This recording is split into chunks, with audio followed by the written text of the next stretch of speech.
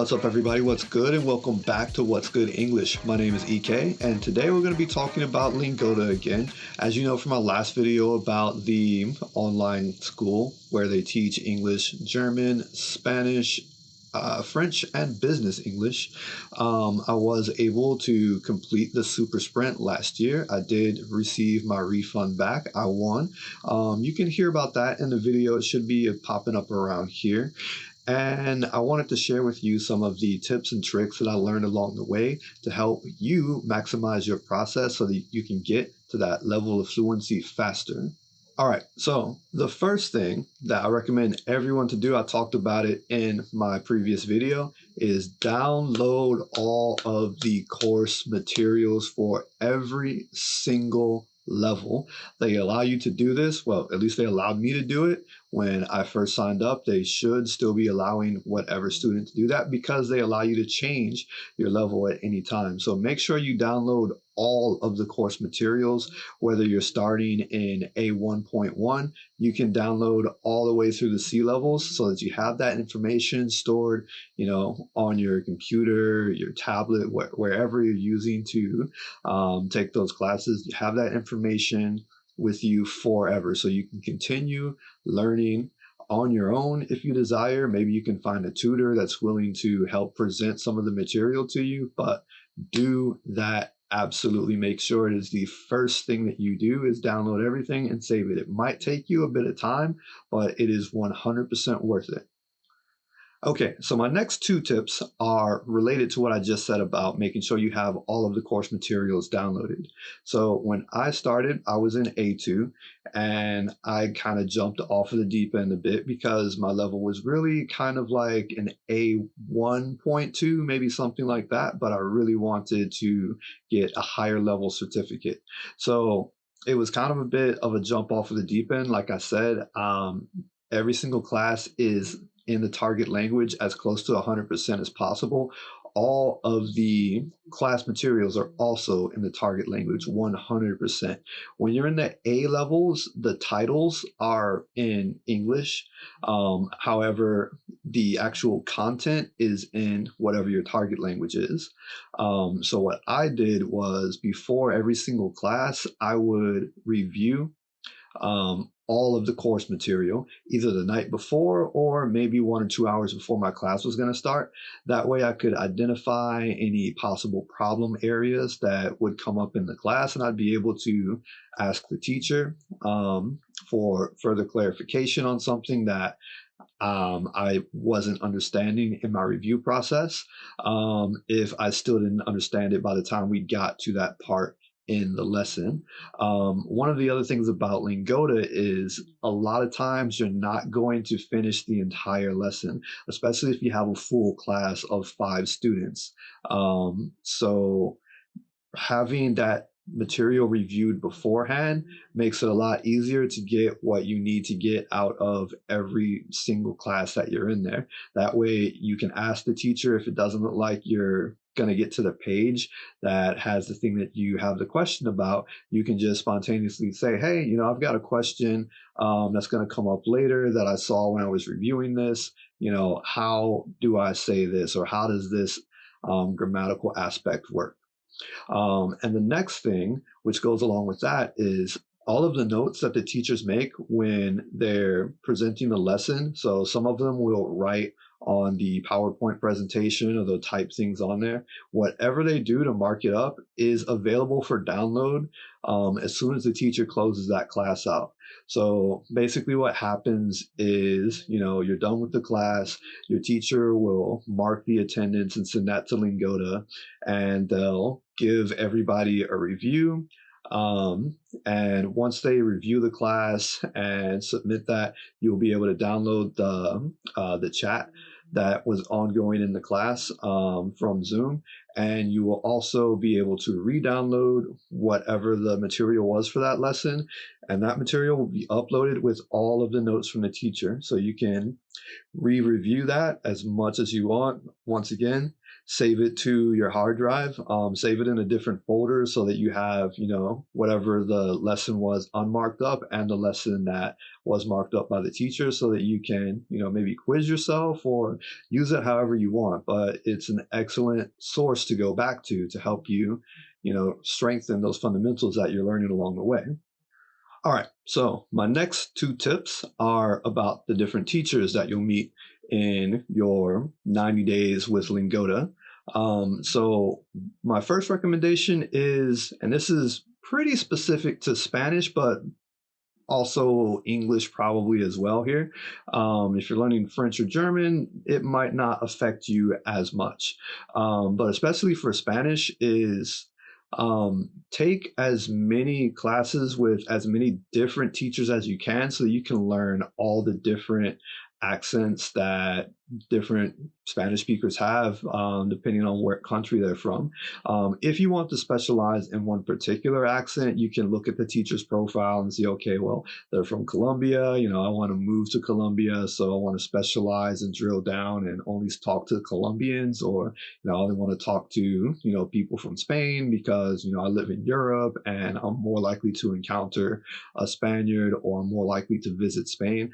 However, there are tons of different Spanish accents. And for me, it was really cool to hear, all the different ones and, understand what words they use, as well as how they say things, because you never know who you're going to meet in life. Same thing for English. Us Americans, we speak differently than the British, who speak differently than Australians and wherever else English is spoken in the world. So take as many classes with as many different teachers as possible for that. Also, everybody is going to have favorites. I had several favorites when I was in the process with Lingoda, and it is very easy to want to just spend every single class with one particular teacher, or the 3, 4, 5 people that you really like having classes with. But at the same time, if you're only focused in on those few people, you might be missing out on another great teacher, which is not to say that somebody is better, but you might be missing out on like another cool teaching style, or just a really cool conversation with somebody that you haven't met before. So I think it's good to try to, take as many classes with as many different teachers as possible. And the next tip I have is really for those who are closer to the beginner side. And it's kind of the opposite for people that are more advanced and in those higher levels, is look at the English proficiency that every teacher has on their profile. If you're a beginner and you have to ask your teacher, a more complex question and you're asking them to explain it to you in English, you want to have somebody that, probably has at least a C level so they can explain that to you a little bit more in depth. There were a couple of times where the teacher only had like an A2 or like a B1 proficiency in English, and they weren't able to really articulate what the concept was when they absolutely had to revert to English for that particular student's question. Now, when you're more advanced, I kind of would try to find people that had a lower English proficiency, so they would have to explain whatever the question, whatever the answer to the question that I had was in Spanish, to help me out more. So it's kind of different depending on where you are in your learning process.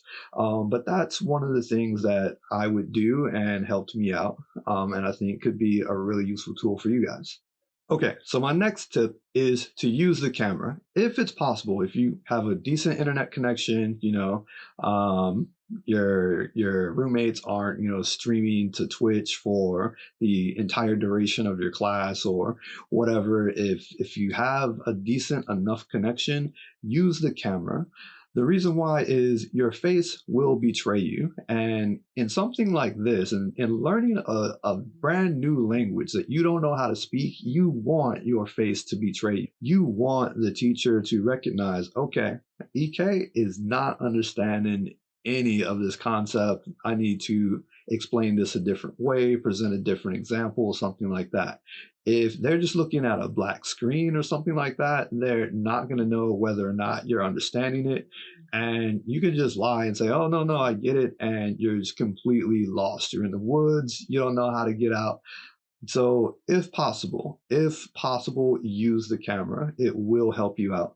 Also, some of the teachers will request that you turn the camera on. You don't have to, but it is kind of weird to talk to, a bunch of black squares and instead of faces. It's just kind of a little bit of a courtesy, to the teachers, and it will definitely help you out. Trust me. Okay. So my last two tips are specifically tailored to the actual platform that you're going to be on. The first is make sure you screenshot that you're in every single class when it starts and when it ends.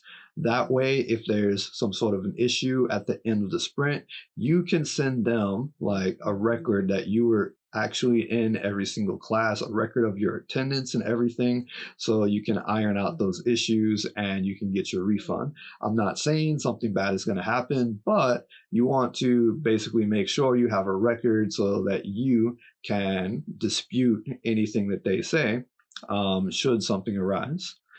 And my final tip is another one of those, if possible, do this thing. So if possible, make sure you have a decent backup plan should you lose power or internet or something like that. I happen to live very close to a mall, so my backup plan was, okay, if my internet doesn't work or if we don't have power, the mall probably does. I can go drive to the mall parking lot. I can use the Wi-Fi at a Starbucks or something like that, and I can get through the classes. Fortunately, nothing like that happened to me with Lingoda. It did happen to me once with an italki tutor, actually. For some reason, we had lost power in the house, and I had about 15 minutes before my session with him was about to start.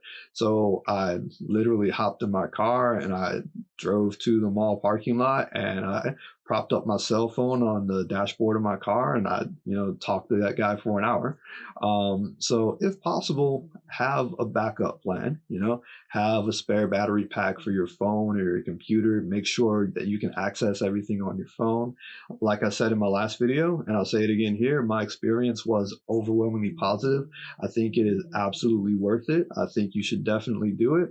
But just make sure it's absolutely worth the money to you in case something arises and you don't get the refund. Anyway, guys, good luck. I hope you enjoy it. I know you will. That's been my time.